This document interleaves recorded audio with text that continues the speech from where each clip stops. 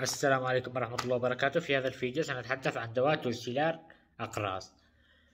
توسيلار هو دواء مضاد للسعال يحتوي على مادة الدكستروميثورفان، يعمل عن طريق تثبيط مركز السعال فيؤدي إلى إيقاف السعال. استخدام دواء توسيلار يستخدم في حالة السعال الجاف. أما جرعة توسيلار أقراص فهو قرص واحد 3 مرات باليوم. الأعراض الجانبية لدواء توسيلار حكة وطفح جلدي، كذلك الشعور بالغثيان أو الدوار والإسهال أو في بعض الأحيان الإمساك. أما عن موانع استخدام توسيلار أقراص فيمنع استخدامه للأطفال أقل من 6 سنوات، وكذلك يمنع استخدامه للأشخاص الذين يعانون من حساسية تجاه مادة الدكستروميثورفان.